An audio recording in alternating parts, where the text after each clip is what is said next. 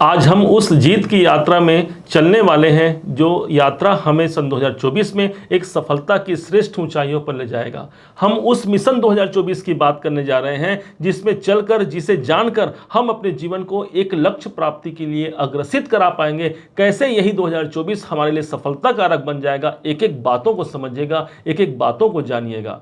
ध्यान दीजिएगा, सभी ग्रहों के पास देने के लिए बहुत कुछ होता है हमारे जीवन में।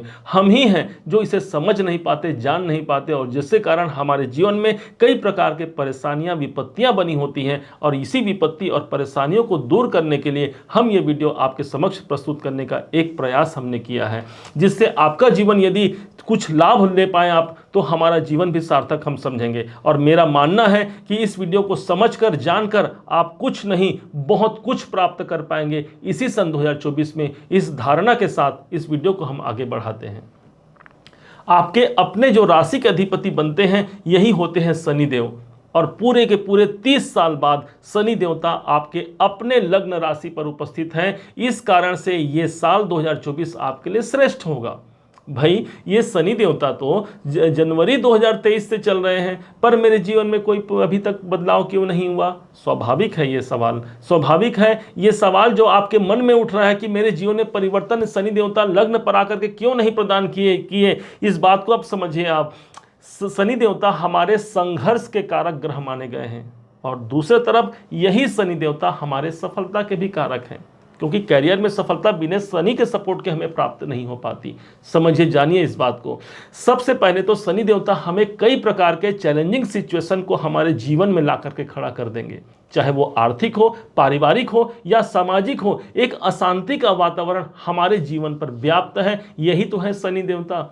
हमें संघर्ष प्रदान कर रहे हैं। बार बार हमने उठ करके चलना प्रारंभ किया, बार बार उठ करके चलना प्रारंभ किया, लेकिन अब तक यदि हमारा जीवन सुस्थिर नहीं बन पाया है, यदि मंजिल नहीं मिल पाई है, तो ये समझिए अब मिलने की संभावना बढ़ जाती है। शनि देवता हमें डराते हैं, जिस स्थान पर हैं वहाँ संघर्ष देते हैं। कुछ लोग ऐसे होंगे जो यहीं पर डर करके हार मान जाएंगे और अपने जीवन में पीछे चले जाएंगे या फिर वहीं पर रुक जाएंगे, लेकिन कुछ विजेता लोग ही मात्र ऐसे होंगे जो अपने जीवन को सफल बनाने के लिए इसी टाइम, इसी 2024 में आगे बढ़ते जाएंगे, चरे मेती, और चल करके वही विजेता के उच्च शिखर पर पहुंच पाएंगे। इस बात को हमेशा ध्यान रखिएगा। यही स्थिति शनि देवता आपके लगन पर उपस्थित होकर के आपको प्रदान कर रहे हैं और अब करेंगे। ध्यान दीजिएगा, शनि देवता सबसे डीले चलने वाले प्लेनेट हैं, इसी कारण से इन्हें सैने इति शनि ही कहा गया है। जो धीरे धीरे चले वही शनि देवता है। इनका ट्रांजिट 2.5 साल तक होता है। इस कारण से प्रारंभ में हमें लग सकता है कि कुछ हमें प्राप्त नहीं हो रहा है। हम भगवान की आराधना करते हैं, दिन रात प्रयास करते हैं अपनी पूजा अर्चना को, भगवान सुनते नहीं। लेकिन जिस समय हम भगवान की पूजा आराधना छोड़ देते हैं, ठीक वही वो पल होता है जब भगवान हमें आशीर्वाद देने वाले ही होते हैं। इसी प्रकार से शनि देवता अब प्रदान करेंगे हमें। जितने चैलेंजिंग सिचुएशन वो प्रदान करना था दे दिए हमें, और मान लीजिए अभी आगे और भी मिलता है, तो इसका मतलब आप हार करके पीछे चले जाएंगे, तो वैसे भी हमारा कैरियर तो खराब हो ही गया। लेकिन यदि हम डटे रहें, अपने जीवन में पीछे नहीं हटे, तो समझे कि हमें वो लक्ष्य की प्राप्ति इसी दरमियान में मिल जाएगी। इस बात को आप सुनिश्चित जरूर कीजिएगा। दूसरी तरफ जहां पर ये शनि देवता विद्यमान है, ठीक इनके एक घर आगे देवता हमारे राहु देव विद्यमान हैं। ज्योतिष शास्त्र में माना जाता है कि राहु देवता जहां पर उपस्थित होते हैं वो स्थान भय और भ्रम से व्याप्त होता है।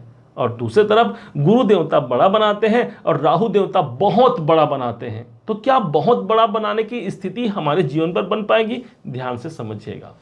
राहु देवता आपके द्वितीय भाव पर, सबसे पहले तो ये आपको भ्रमित करेंगे, आपके मन में भय और डर उत्पन्न करेंगे। किस चीज को लेकर के? दूसरे भाव के जितने भी कारक तत्व हैं उन चीज को लेकर के। सबसे पहला, आर्थिक परेशानी, या हम आर्थिक रूप से संपन्न कैसे हो पाएंगे। कई प्रकार से पिछले 1 साल से आपने देखा कि कोई ना कोई आर्थिक विषमता बनी हुई है। कभी हमारा कुछ काम बनता है, फिर आगे चल के कुछ काम रुक गया, ये हमारी आर्थिक परेशानी। कहीं पैसे हमें प्राप्त होने वाले हैं, लेकिन वहां पर भी कोई रुकावट, कोई परेशानी वहां देखने को मिली। यही है आपके राहु देवता, जो रुकावट के कारक भी माने गए हैं और कहीं ना कहीं हमें भय प्रदान कर रहे हैं। अरे, कहीं मैं कुछ ऐसा किया तो मेरे साथ ऐसा ना हो जाए। मैंने अपना कार्य प्रारंभ किया इतना पैसा लगा करके, लेकिन उसके बाद कहीं बंद हो गया तो। ये सब इनसिक्योरिटी प्रदान करते हैं हमारे राहु देवता, जो हमारे मन में व्याप्त होता है। ये भय प्रदान करते हैं। दूसरा प्रदान करते हैं भ्रम। कई प्रकार से हमें भ्रमित कर सकते हैं। वहां से लाभ मिलना है, लेकिन जैसे हमने प्रयास किया लाभ हमसे दूर चला गया। वहां से काम बनना है, लेकिन काम वहां से नहीं बनेगा। ये स्थिति दिन प्रतिदिन यदि बढ़ते जा रही है तो ये समझिए कि हमारे डर से के आगे ही जीत है। और यही राहु देवता जब विस्तार देते हैं, जब तो इतना बड़ा देते हैं कि पूरे सौर मंडल के जितने ग्रह हैं उनके पास वो सामर्थ्य नहीं है जो राहु के पास है। इतना बड़ा बनाते हैं। आपके धन भाव पर आए हैं, सोचिए जरा, धन की भी वृद्धि कितना बड़ा बना सकते हैं, क्योंकि राहु के पास सिर्फ भूख है, उसके पास पेट नहीं है कि वो पचा सके। इसलिए वो भूख हमेशा बना रहेगा कि कितना मुझे धन की प्राप्ति हो, मैं अपने कौटुंबिक जो मेरे पारिवारिक जो रिलेशन है, पति पत्नी है या दाम्पत्य जीवन, बाल बच्चे हैं, माता पिता, कैसे इनके लिए मैं बहुत बड़ा बना सकूं। ये आपका विस्तार कराएंगे राहु देवता। लेकिन जो डर गया समझिए वो वापस लौट गया, लेकिन वहीं पर जो अडिग रहा, खड़ा रहा, अपने जीवन में आगे बढ़ा, उसी के जीवन को विस्तार करेंगे ये राहु देवता। पूरे के पूरे सन 2024 में आपके धन भाव पर ही स्थित रहेंगे। इस बात को कभी मत भूलिएगा। मतलब जितनी आपकी सोच है, जितनी आपकी सोच है, उस स्थिति तक आपको धन दिला देना ये राहु का कार्य है। ठीक राहु के सामने विराजमान है हमारे केतु देवता, जो कि ठीक आपके अष्टम भाव पर विराजित है।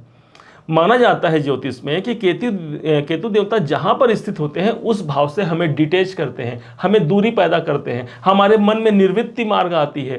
तो भाई मैं तो कहूंगा कि केतु का अष्टम भाव पर होना एक अच्छी स्थिति मानी जाएगी। क्यों मानी जाएगी, आप इसका लॉजिक समझिए।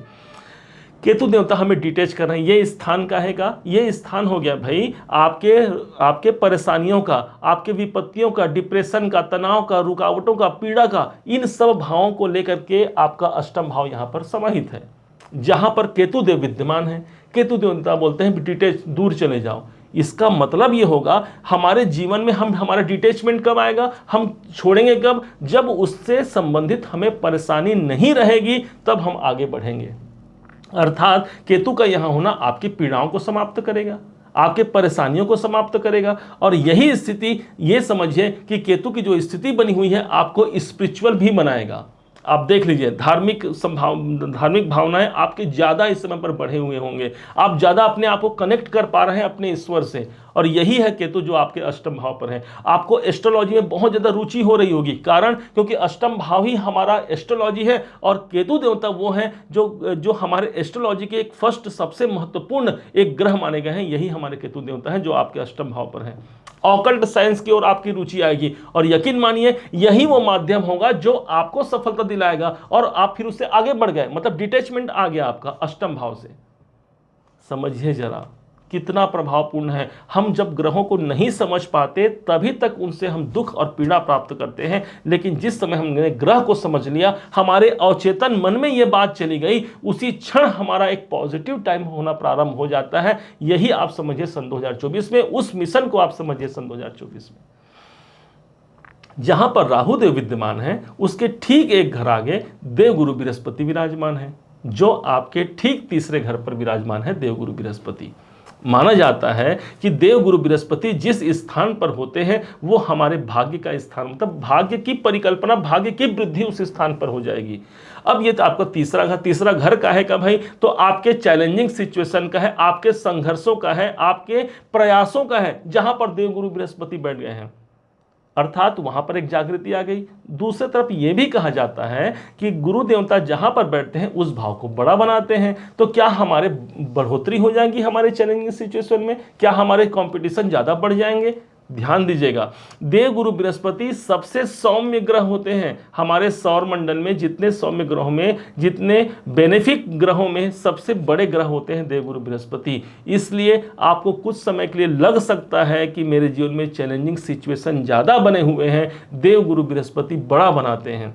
लेकिन दूसरी तरफ तो समझिए कि दीपक तले अंधेरा, एक दीपक जला दीजिए, वो दीपक सारे कक्ष को प्रकाशित कर पाएगा, लेकिन उसके नीचे में देखेंगे तो आप दीपक तले अंधेरा होता है। ठीक इसी प्रकार से हमारे कितने भी परेशानी चल रहे हो, देवगुरु बृहस्पति यहां पर बैठे हुए हैं, मतलब दिखेगा तो कैसा दिखेगा कि बहुत ज्यादा परेशानी चल रहे हैं, लेकिन अंदर ही अंदर कहीं ना कहीं आपके अंधेरे स्थिति को ला करके खड़ा कर देंगे, आपके तीसरे भाव को, अर्थात आपके संघर्षों में अंधेरा हो जाएगा। अच्छी बात है ना भाई, हमारे लिए हमारे संघर्ष में अंधेरा पड़ गया तो हमारे संघर्ष आगे ज्यादा परेशानी नहीं हमारे जीवन में होगा, या कोई विपत्तियां हैं वो अंधेरा हो गया तो अच्छा है वो हमारे लिए। भाई प्रकाशित कहां करना है, तो प्रकाशित कहां होगा, ध्यान दीजिएगा, देवगुरु बृहस्पति की जहां जहां दृष्टि होगी वो भाव आपके प्रकाशित होंगे। एक पवित्र दृष्टि होती है देवगुरु बृहस्पति की दृष्टि, कभी वो स्थान आपका खराब हो ही नहीं सकता। एग्जाम्पल के लिए अभी के समय पर क्या चल रहा है, 1 2 3 4 5 सप्तम भाव आपका कैरियर, आपका दाम्पत्य जीवन, इस समय पर अच्छे होने की संभावना 100% बैठती है, देवगुरु बृहस्पति की दृष्टि है। विवाह के लिए जो तैयारी कर रहे हैं उनके विवाह की संभावना बन सकती है, देवगुरु बृहस्पति की यहाँ पर दृष्टि बनी है। बिजनेस में, कैरियर में सफलता दिला जाएंगे, क्योंकि दसम भाव से दसम भाव होने के कारण सप्तम भाव भी हमारा बिजनेस, हमारा कैरियर, हमारा नौकरी, हमारा जॉब है। अब इनकी एक दृष्टि पड़ेगी कहां, सीधे भाग्य भाव में, अब भाग्य उन्नति यहां पर प्रबल होगी। लेकिन दूसरी तरफ क्या कहा जाता है, देवगुरु बृहस्पति जहां होता है वहां पर व्यक्ति एक कंफर्ट जोन को प्राप्त कर लेता है कि भाई बस बहुत हो गया, अब मुझे जो कुछ मुझे चाहिए था वो सब कुछ मुझे प्राप्त हो गया, अब मुझे किसी की आवश्यकता नहीं, ये स्थिति यहां पर प्रदान करेंगे। लेकिन आप ये समझिए, क्या कंफर्ट जोन में रहना हमारे लिए सही है? यदि हमें प्राप्त हो गया तो अच्छी बात है, यदि प्राप्त नहीं हुआ है तो कैसे करेंगे, तो हमें कंफर्ट जोन में रहना छोड़ना होगा आज के आज ही। कारण कि पराक्रम भाव पर देवगुरु बृहस्पति है, अपना साहस दिखाना है भाई, और तब जाकर के हमें ये बड़ा विस्तार देते हैं, अभी कहा हमने ये बड़ा बनाएंगे। और बड़ा कहां बनाएंगे, भाग्य पर दृष्टि, भाग्य को यहां पर प्रबल बनाएंगे। और भाग्य के वैसे भी कारक होते हैं हमारे देवगुरु बृहस्पति, भाग्य की भी वृद्धि यहां पर होकर के रहेगी। एक जहाज को देखा होगा आपने, जो जहाज बहुत बड़ा जहाज है जो समुद्र पर चलता है, यदि वो बंदरगाह पर स्थित हो तो उसकी शोभा नहीं बढ़ती, और यदि वो समुद्र के लहरों के बीच में अपने आप को यदि अडिग रख पाता है, वहां वो जहाज शोभायमान हो पाता है। ठीक इसी प्रकार से हमारे जीवन में कितने भी लहरें हों, कितनी भी परेशानियां हों, यदि हम अपने आप को जीवित रखते हैं, अपने कंफर्ट जोन से बाहर निकलते हैं, तो यही तो है देवगुरु बृहस्पति जो अपरंपार सफलता दिला जाएंगे। इसी सन 2024 में इस बात को हमेशा याद रखिए। 1 मई 2024 का वो दिन आएगा जब इसी दिन देवगुरु बृहस्पति आपके 3rd हाउस को छोड़ करके आपके 4th हाउस में आ जाएंगे।